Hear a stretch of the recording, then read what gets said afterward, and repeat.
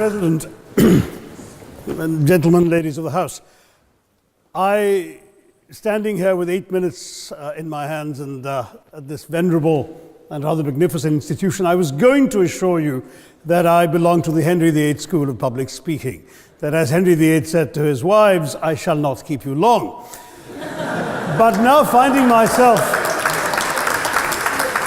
the seventh speaker out of 8 in what must already seem a rather long evening to you, I rather feel like Henry VIII's last wife. I more or less know what's expected of me, but I'm not sure how to do it any differently. Perhaps what I should do is really try and pay attention to the arguments that were advanced by the opposition today. We had, for example, Sir Richard Ottaway challenging the very idea that it could be argued that the economic situation of the colonies was actually worsened by the experience of British colonialism. Well, I stand to offer you the Indian example, Sir Richard. India's share of the world economy when Britain arrived on its shores was 23%. By the time the British left, it was down to below 4%. Why? Simply because India had been governed for the benefit of Britain. Britain's rise for 200 years was financed by its depredations in India. In fact, Britain's industrial revolution was actually premised upon the deindustrialization of India. The handloom weavers, for example, famed across the world, whose products were exported around the world, Britain came right in. There were actually these weavers making fine muslin, light as woven air, it was said. And Britain came right in, smashed their thumbs, broke their looms, imposed tariffs and duties on their cloth and products, and started, of course, taking the raw materials from India and shipping back manufactured cloth, flooding the world's markets with what became the products of the dark and satanic mills of Victorian England. That meant that the weavers in India became beggars, and India went from being a world-famous exporter of finished cloth into an importer, went from having 27% of world trade to less than 2%. Meanwhile, colonialists like Robert Clive bought their rotten boroughs in England on the proceeds of their loot in India, while taking the Hindi word loot into their dictionaries as well as their habits.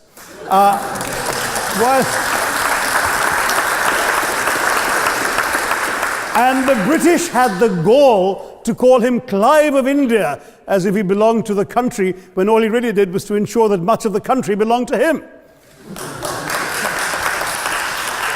By the end of the 19th century, the fact is that India was already Britain's biggest cash cow, the world's biggest purchaser of British goods and exports, and the source of highly paid employment for British civil servants. We literally paid for our own oppression. And as has been pointed out, the wealthy Victorian British families that made their money out of the slave economy, 1/5 of the elites of the wealthy class in Britain in the 19th century owed their money to transporting 3 million Africans across the waters. And in fact, in 1833, when slavery was abolished, what happened was that a compensation of £20 million was paid, not as reparations to those who had lost their lives or who had suffered or been oppressed by slavery, but to those who had lost their property. I was struck by the fact that your Wi-Fi password at this union commemorates the name of Mr. Gladstone, the great liberal hero. Well, I'm sorry, his family was one of those who benefited from this compensation. Staying with India, between 15 and 29 million Indians died of starvation in British-induced famines. The most famous example, of course, was the Great Bengal Famine during the Second World War, when 4 million people died because Winston Churchill, deliberately as a matter of written minuted policy, proceeded to divert essential supplies from civilians in Bengal to sturdy Tommies and Europeans as reserve stockpiles. He said that the starvation of anyway underfed Bengalis mattered much less than that of sturdy Greeks. This is Churchill's actual quote. And when conscience-stricken British officials wrote to him, pointing out that people were dying because of this decision, he peevishly wrote in the margins of the file, "Why hasn't Gandhi died yet?" So all notions that the British were trying to do their colonial enterprise out of enlightened despotism, to try and bring the benefits of colonialism and civilization to the benighted heathen. I'm sorry, Churchill's conduct in 43, simply one example of many that gave a lie to this myth. As others have said on the proposition, violence and racism were the reality of the colonial experience. And no wonder that the sun never set on the British Empire, because even God couldn't trust the English in the dark. Let me take World War I as a very concrete example, since the first speaker, Mr. Lee, suggested these things couldn't be quantified. Well, let me quantify World War I for you. Again, I'm sorry, from an Indian perspective, others have spoken of other countries.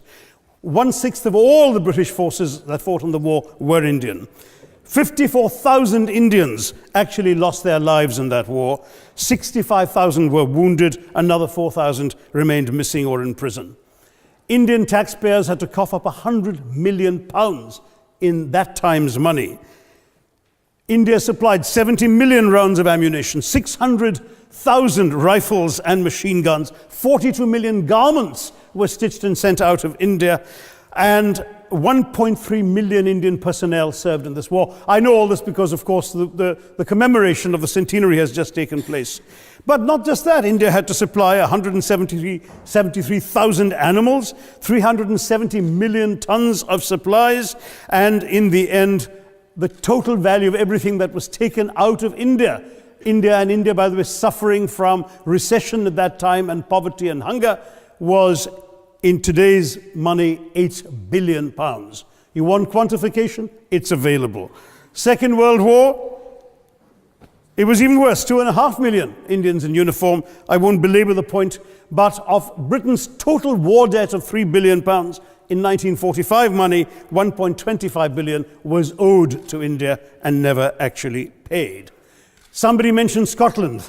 Well, the fact is that colonialism actually cemented your union with Scotland.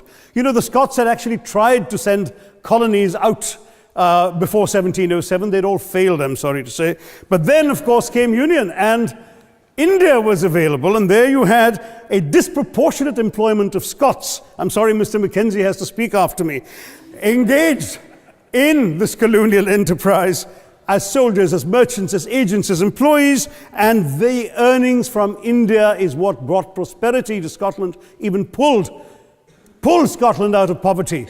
Now that India is no longer there, no wonder the bonds are loosening. Now, we've heard other arguments on this side. There's been a mention of the railways. Well, let me tell you, first of all, as my colleague, the Jamaican High Commissioner, has pointed out, railways and roads were really built to serve British interests and not those of the local people. But I might add that many countries have built railways and roads without having had to be colonized in order to do so.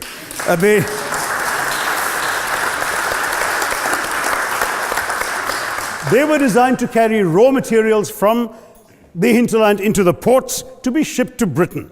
And the fact is that the Indian or Jamaican or other colonial public, their needs were incidental. Transportation, there was no attempt made to match supply to demand for mass transport, none whatsoever. Instead, in fact, the Indian railways were built with massive incentives offered by Britain to British investors, guaranteed out of Indian taxes paid by Indians, with the result that you actually had 1 mile of Indian railway costing twice what it cost to build the same mile in Canada or Australia, because there was so much money being paid in extravagant returns. Britain made all the profits, controlled the technology, supplied all the equipment, and absolutely all these benefits came as private enterprise, British private enterprise, at public risk, Indian public risk. That was the railways as an accomplishment. We're hearing about aid. I think it was again Sir Richard Ottaway who mentioned British aid to India. Well, let me just point out that British aid to India is about 0.4% of India's GDP. The government of India actually spends more on fertilizer subsidies, which might be an appropriate metaphor for that argument. If I may point out as well,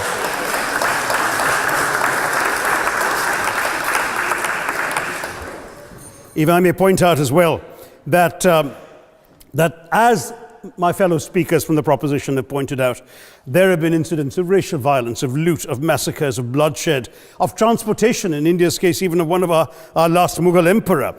Yes, maybe today's Britons are not responsible for some of these depredations, but the same speakers have pointed with pride to their foreign aid. You're not responsible for the people starving in Somalia, but you give them aid. Surely the principle of reparations for the wrongs that have been done cannot be denied. It's been pointed out, for example, the dehumanization of Africans in the Caribbean, the massive psychological damage that has been done, the undermining of social traditions, of property rights, of the authority structures of these societies, all in the interests of British colonialism. And the fact remains that many of today's problems in these countries, including the persistence, in some cases the creation of racial and ethnic and religious tensions, were the direct result of the colonial experience. So there is a moral debt that needs to be paid. Someone challenged reparations elsewhere. Well, I'm sorry, Germany doesn't just give reparations to Israel. It also gave reparations to Poland. Perhaps some of the speakers here are too young to remember the dramatic picture of Chancellor Willy Brandt on his knees in the Warsaw Ghetto in 1970. And there are other examples. There is Italy's reparations to Libya. There's Japan's to Korea. Even Britain has paid reparations to the New Zealand Maoris. So it's not as if this is something unprecedented or unheard of that's going to somehow open some sort of nasty Pandora's box. No wonder Professor Lewis reminded us that he's from Texas. There's a wonderful expression in Texas that summarizes the arguments of the opposition: all hat and no cattle. Now, if I can just quickly look through the other notes I was scribbling while they were speaking, there was reference to democracy and rule of law. Let me say with the greatest possible respect, it's a bit rich to oppress, enslave, kill, torture, maim people for 200 years and then celebrate the fact that they're democratic at the end of it.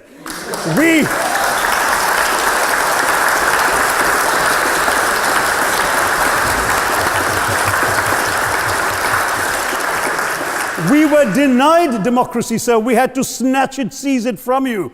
With the greatest reluctance, it was conceded in India's case after 150 years of British rule, and that too with limited franchise. Yes, indeed, ma'am. The opposition spoke quite highly of Greek and Athenian democracy on which the West should pride itself, and spoke of liberty and equality in that same name. The Athenian democracy was only functioning because of the slave society on which it was built. That's the nature of colonisation. All right, I don't think that needs contradiction, not from me at any rate. But if I may just point out, I think the argument made by a couple of the speakers, the first speaker, Mr. Lee in particular, conceded all the evil atrocities of colonialism, but essentially suggested that reparations won't really help. They won't help the right people. They'll be used as a propaganda tool. They'll embolden people like Mr. Mugabe. It's always nice how in the old days, I'm sorry to say that the people of the Caribbean used to frighten their children into behaving and sleeping by saying Sir Francis Drake would come after them. That was a legacy of that. Now it's Mugabe will be there. So this is the new sort of Sir Francis Drake of our times. The fact is very simply, sir, that we are not talking about reparations as a tool to empower anybody. They're a tool for you to atone for the wrongs that have been done. And I am quite prepared to accept the proposition that you can't put a monetary sum on the kinds of horrors people have suffered. Certainly no amount of money can expiate the loss of a loved one, as somebody pointed out there. You're not going to be able to figure out an exact amount. But the principle is what matters. The fact is that to speak blithely of sacrifices on both sides, as an analogy was used here, a burglar comes into your house, ransacks the place, stubs his toe, and you say, well, there was a sacrifice on both sides. That, I'm sorry to say, is not an acceptable argument.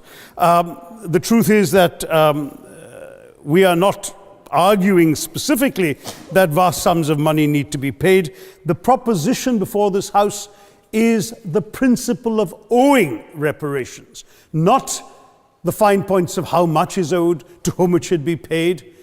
The question is there a debt? Does Britain owe reparations? As far as I'm concerned, the ability to acknowledge a wrong that has been done, to simply say sorry, will go a far, far, far longer way than some percentage of GDP in the form of aid. What is required, it seems to me, is accepting the principle that reparations are owed. Personally, I'd be quite happy if it was £1 a year for the next 200 years after the last 200 years of Britain and India. Thank you very much, Madam President.